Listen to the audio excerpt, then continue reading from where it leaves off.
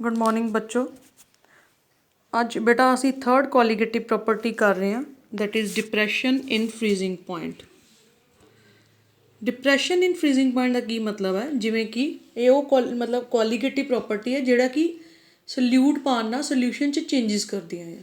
ਠੀਕ ਹੈ, ਜਿਵੇਂ ਪਹਿਲਾਂ ਕੀਤੀ ਸੀਗੀ ਕੋਲੀਗੇਟਿਵ ਪ੍ਰੋਪਰਟੀ ਕਿ ਨੋਨ ਵੋਲਾਟਾਈਲ ਅਗਰ ਸੋਲਿਊਟ ਪਾਵਾਂਗੇ ਤਾਂ ਸੋਲਿਊਸ਼ਨ ਦਾ ਵੇਪਰ ਪ੍ਰੈਸ਼ਰ ਘੱਟ ਜਾਏਗਾ।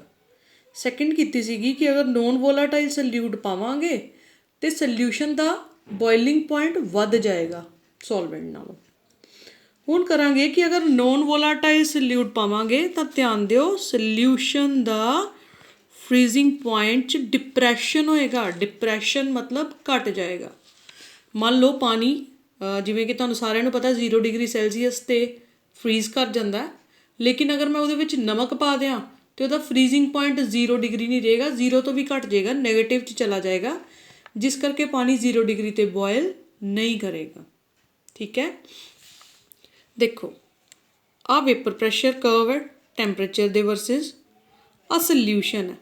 ठीक है बेटा, सॉरी सॉल्वेंट है, दिस इज़ अ सॉल्वेंट। ਇਹਦਾ वेपर प्रैशर कर्व है। मान लो टैंपरेचर ਦੇ ਵਧਾਉਣ ਦੇ ਨਾਲ ਇਹਦਾ वेपर प्रैशर ਜਿਹੜਾ ਉਹ ਵੱਧਦਾ ਪਿਆ ਹੈ ਤੇ ਇਹ ਇਹਦਾ फ्रीजिंग पॉइंट है TF0। ਹੁਣ ਸੋਲਿਊਸ਼ਨ वेपर प्रैशर घट गया। ठीक है, जिमें बॉइलिंग पॉइंट उपर नूं आंदा ही तो फ्रीजिंग पॉइंट नीचे नूं आया आ गया। ਇਹਦੇ कोरस्पोंडिंग टैंपरेचर है TF। ज़्यादा किहदा होया सॉल्वेंट का, क्योंकि सॉल्यूशन का वेपर प्रैशर घट है तो फ्रीजिंग पॉइंट भी घट गया। तो जिहड़ा इन्हां च डिफरेंस है सॉल्वेंट माइनस सॉल्यूशन वो है delta TF, depression in freezing point. मान लो मेरे को कोई नॉन वोलाटाइल ग्राफ है, आ सारा मैं ग्राफ नूं सॉरी ग्राफ नहीं नॉन वोलाटाइल सल्यूट है, आ सारा मैं ग्राफ नूं एक्सप्लेन किया जो कि तुहानूं मैं समझाता है। Curve BC is the vapour pressure of solvent, curve AD is the vapour pressure of solution, temperature corresponding to B is TF0, temperature corresponding to D is TF, difference in temperatures is delta TF, that is depression in freezing point, क्योंकि solvent नालों solution का vapour pressure घट गया। बिल्कुल same है जिस तरह elevation in boiling point किया ही, वो बस सोल्यूशन का वध जाता ही, यह सोल्यूशन का घट जाता है। Now delta TF is equal to TF0 minus TF, solvent minus solution. Experimentally देखा गया delta TF is directly proportional to M। बिल्कुल इस तरह असी बॉइलिंग पॉइंट वाले किया सी। मैं जो प्रोपोर्शनैलिटी कॉन्सटेंट हटावांगी तो मैं सॉरी जो मैं प्रोपोर्शनैलिटी का साइन हटाना तो मैनू कोई कॉन्सटेंट लगाना पेगा। उत्थे असीं कॉन्सटेंट लेनी ही KB, इत्थे लिया KF, molar freezing point depression constant. बेटा एक गल याद रखियो KF ते KB एक सॉल्वेंट लई फिक्सड हुंदे आ। आ तुहानूं हर नूमैरिकल च दिते होणगे बेटे। इहनूं क्रायोस्कोपिक कॉन्सटेंट भी कहते हैं। ठीक है बेटा, हुण मैं KF नूं डिफाइन करना है। मान लो M1 है तो डेल्टा TF किहदे इक्वल हो गया KF ते, मतलब KF depression in freezing point है कदों जदों सोल्यूशन की मोलैलिटी 1 है।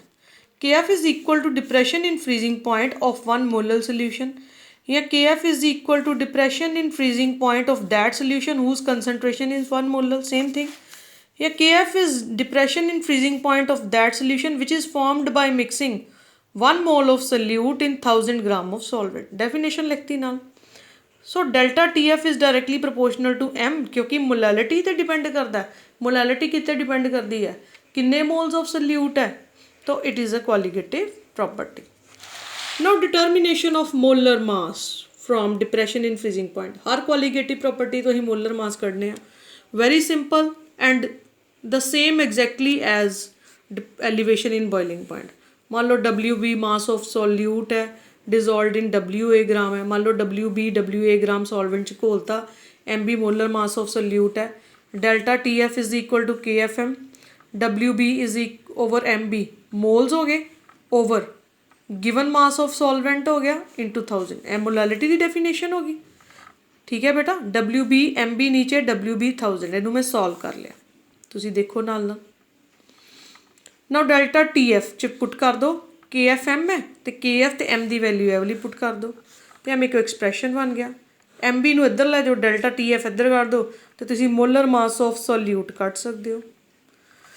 ਹੁਣ ਦੇਖੋ ਡੈਲਟਾ TF ਕਿਉਂਕਿ ਸੋਲਿਊਸ਼ਨ ਦਾ ਘਟ ਜਾਂਦਾ ਤੇ T ਸੋਲਵੈਂਟ ਮਾਈਨਸ T ਸੋਲਿਊਸ਼ਨ ਹੋ ਗਿਆ, ਬਿਲਕੁਲ ਆਸਾਨ।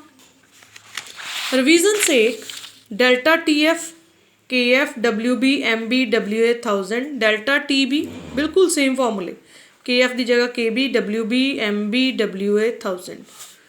ਜਦੋਂ डिप्रैशन इन फ्रीजिंग पॉइंट है क्योंकि फ्रीजिंग पॉइंट घट जाता तो फिर फॉर्मूला लगेगा सॉल्वेंट माइनस सोल्यूशन, तो जो एलीवेशन इन बॉइलिंग पॉइंट होएगा फिर होएगा सोल्यूशन माइनस सॉल्वेंट। आ दो बड़े भुलेखे पाते हैं नूमैरिकल च, याद रखियो। कई बार डेल्टा TF कड्ढन तो बाद सानू सोल्यूशन का कड्ढन नूं कह देंगे है, जे TF वाला फॉर्मूला तो ए लगाओगे, TB वाला तो ए लगाओगे। ठीक है बेटा, जे मोलर मास कड्ढन नूं कहा तो ए दोनों फॉर्मूलिਆਂ चों जिहड़ा लगाना लगाओगे, तो जे तुहानूं सोल्यूशन वगैरह या सॉल्वेंट का कड्ढन नूं कहा दोनों चों कोई एक पता होएगा तो आ फॉर्मूले लगाओगे। That's all for today.